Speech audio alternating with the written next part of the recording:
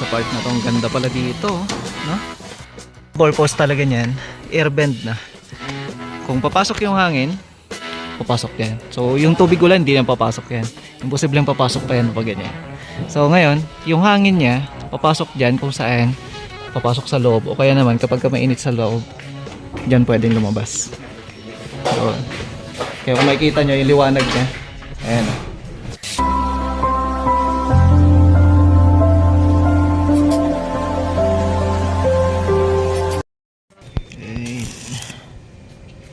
Ilang araw mga kamusta, no? Kaya no, so papagawa tayo ng lagayan ng pato. Ayan. So yung mga pato nandun, may dalawang pato palak.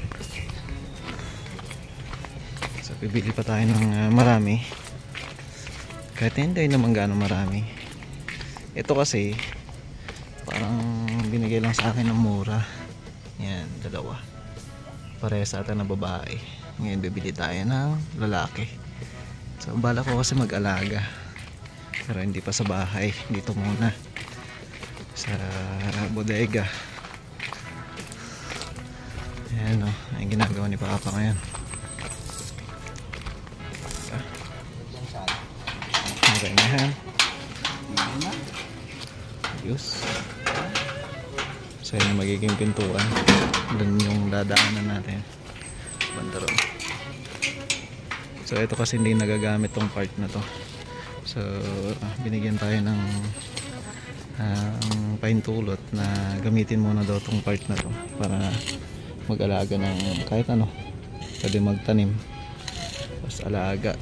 So pag-aalaga tayo dito ng pato tsaka manok, yun ang balak ko. Eh, sakto pala si Sayo na magbabantay. Ano natin yung pato. So mamaya pupunta tayo sa Madyangat mga kamusta, no? Pwede na yun. Ay, nakawala. Yan, nandiyan na yung pato. Hinuli pa natin yan. Kawala. Bulos pang sayaw. Ayan, so inaantay na lang natin si Bayaw at pinick up niya yung mga delivery ng bubong natin para sa Madyangat project. Okay, nandito na yung bubong natin, no? Ito na siya. So ito yung 9 feet, tapos ito yung 8 feet naman siya. So yun yung kulang pa niya doon kasi nagkamali ng delivery yung nauna dati, yung kulay niya. So yung naiwan lang kasi stock lang. Yung akala namin kumpleto, ito pa pala. So sa ngayon yung end flashing na lang niya tsaka yung gutter ang kukunin natin. Ayan o. Ayan o si Madam. Magandang sales agent dito sa Kwan. 4Js. Madam Jane ang bato. Oh, di ba? Tapos i-edit mo maglahat. Ayan. So nandito na rin yung end flashing natin. Master Bender. Hoy, pabuya ka niya ito natin. Steel Bender. Steel Bender. Okay. Yung gutter natin. Ayan na siya. Okay. Ayos. So ito na yung sinukat ko kanina. Ayan. Pinarehas na natin. Pati yung flashing niya ganito na rin. So ito yung gagamitin natin doon. Yeah. So ito yung 4Gs mga kamusta. Ayan yung mga may mga bubong sila dito, mga long span din. So kalimitan naman per feet sila dito, pero yun nga lang hinahanap natin na yun yung kagaya nung nauna kasi doon na bubong wala. So ito yung iba. Ayan, kakarating lang ng mga yan. Tara na. Kompleto na. Tara. Ayan, so tayo na magdadrive mga kamusta na. Okay. Kita-kita na lang tayo sa site. Medyo mahaba-haba pa yung biyahe.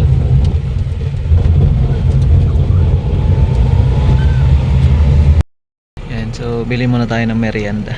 Dito na tayo sa papasok sa site. Medyo mahirap yung daan. So, kain naman. Meron si Verde. No? Okay, dito na tayo. Ito yung gate natin.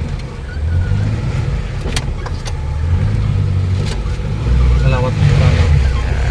So, ang kaganda niya kahit nakasara yung isang gate, no? Okay.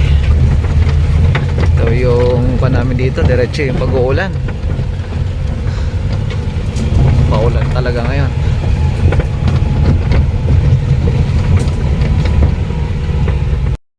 Yan, dito na tayo.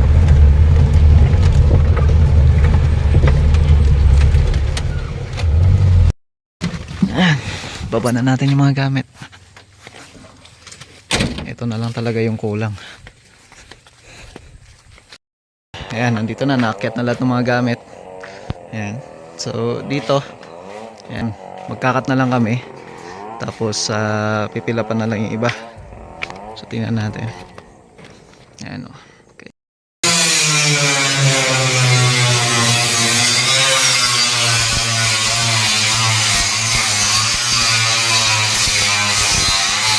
Grind na lang yun. Tapos saka natin ipapatong tong gutter, no? So, ito muna ang tatapusin namin. Nabalak sana namin mauna sana muna tong tiles niya. Kaso nga lang problema talaga, ngayong week pa daw magdarating yung tiles na ganito. Kasi wala talaga yung mahanapan, eh. So akala ko kasi yung stock na sinabi sa akin noon marami. Yun pala, ito lang pala yung natira.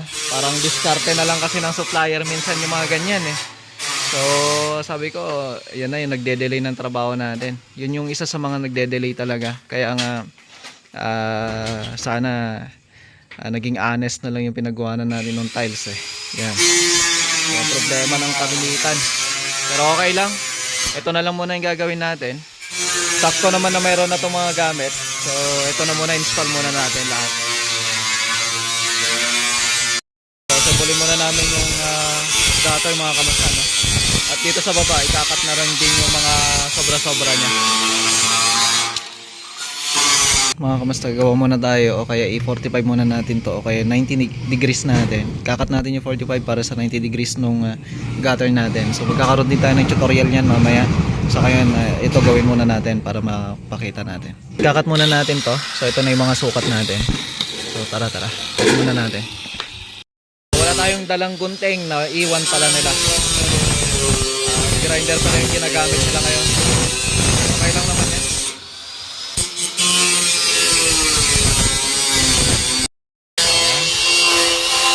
Patingin muna natin.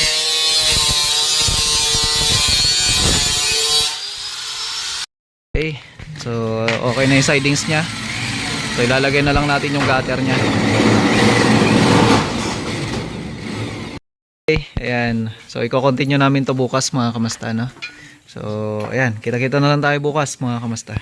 So tara, uwi muna tayo. Okay, so magandang umaga. So balik tayo dun sa Madyangat ngayon. Kasama natin si Kuya Jaime. Ayan, no? So ginagawa niya. Dito na. Kasama natin si Kuya Jaime na magbibigay. Okay. Kita-kita na lang tayo dun sa site. Okay, dito na tayo sa rough road.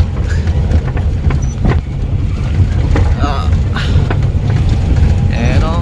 Sigurado maaga na naman ulan na ito. Aga-aga pa lang, oh. Alas 10 pa lang. Pero makulimlim na. Okay, dito na tayo. Ayan, oh. Ito na yung ginawa nating gate dati. Okay. Lakas ng ulan dito. Ang basang-basa. Pasok na tayo. Dito na tayo.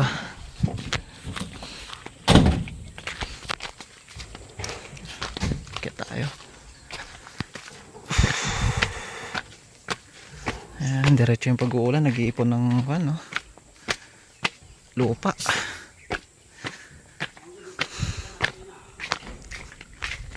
Ito pala, okay na to. So, gusto ko lang ipasilip to. Pinapaayos ko lang. Huwag mo na isara. Kasi may nakita ako dito na medyo hindi maganda yung pagkapintura, kaya pinapaulit ko. Ayan, so ayos na. Papagalitan tayo ng painter natin pag ginalaw natin yan. Diba? Black na black. So dito naman tayo. Ayan, no? So pupunasan na lang to. Diba? Ganda na.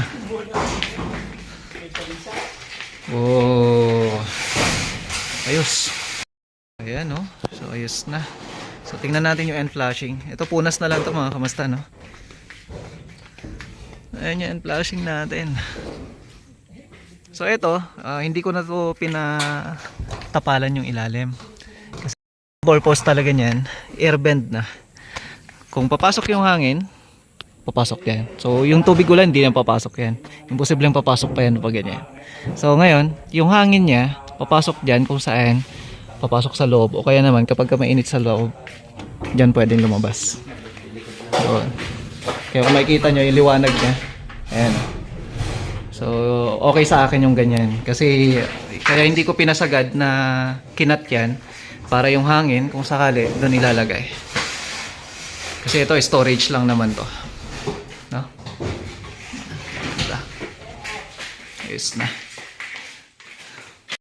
Yung gutter natin sa likod, tingnan natin.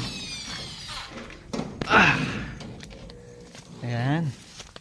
So medyo pinataas ko yung part na yon. Bali yan, ilalak pa yan sa taas niya. Wala pang lock yan mga kamusta, no? So ito magkakaroon ng downspout dito sa part na to. Tapos doon. So dalawa. Kaya yung bandang gitna na yan, naka slope siya dito. Tapos doon. So mas mataas yon. Kaya kung makikita niyo sa loob, meron siyang medyo, may pinalagay ako na pang-angat niya. Para naka-slope siya na gano'n. Tapos punas na lang yung mga yan. Diba? Ayos. Yung gagawin na lang natin dito, itong tiles niya.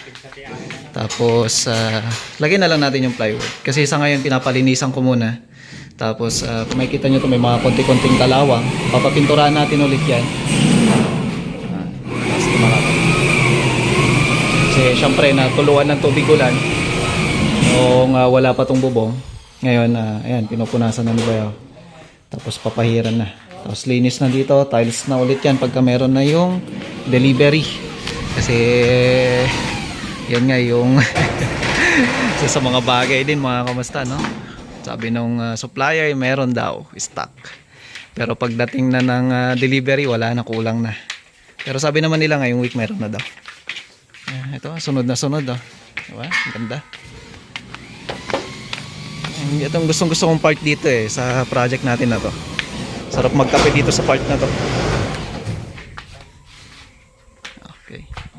So, punas na lang. Pupunasan na. Punas na lang.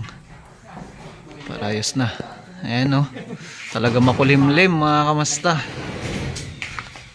Makulimlim. So, palibot yan, ano? Lahat ng mga end flashing niyan hanggang dito. Lahat yan. Hanggang doon. So, may papasukan ng hangin yan. Hindi naman na makakaakyat yung mga daga o ano man dyan kung sakali. Hindi naman nila kayang akyatin yan. Ahas man, hindi rin kaya. So, hangin lang talaga yung purpose nun. Okay pa rin. Ayan, i-re-rivets pa yun. Kaya kung makikita nyo parang yupi. Hindi pa yan naayos na maigi. I-re-rivets pa. Ayan, dito tayo sa taas. Ayan, no? May umangat na naman dito na kanya. Siguro nung mahangin-hangin ulit. Tapos yun yung isa. Pero paparibits natin ulit yan. Kasi ito, pinaayos natin yan nung bumagyo. Pero okay naman na. Ito na lang. Nakita lang ako dito. Baka ito lang, kailan lang siguro. Yan, dalawang yan. Oh, ang daming langgam. So, ayusin nila. Pupunasan na lang mamaya. Yan, okay na. Yung gutter na lang naayos nila. So, ayos na to. Excuse nga, kaya sa part na to. Ang ganda pala dito, oh, no? Ito binaba muna namin to kasi gumagawa nga sila. Ang ganda pala dito. Parang sa isang lugar na kung saan parang pero hindi talaga parang kundi talagang walang mga tao dito. Walang kapitbahay, walang ganong kapitbahay. Ang ganda, no? Ayan. So okay na to mga kamusta, no? So ito na lang muna yung update natin dito sa ating proyekto. Konting retouch na lang, tiles na lang din. So hopefully meron na yung tiles para makatapos na rin tayo ulit dito. Kasi ang nagpapatagal pa talaga dito yung ayan, pag-uulan niya. Kagaya ngayon, maya uulan na naman to. Pero wala tayong magagawa, talagang ganyan. Lalo na kapag sa labas tayo gumagawa. Kasi ito, natapos naman na itong mga to. Mga ginagawa natin sa mga railings. So ayos na to. Ayan mga kamusta. So ayan, ito lang muna yung update natin. At konting may babahagi ko sa lahat ng mga followers natin dyan, subscriber natin. Maraming salamat kay Faith. Ayan, thank you so much po. Ayan mga kamusta, mag-ingat po kayo lahat. God bless everyone. Bye.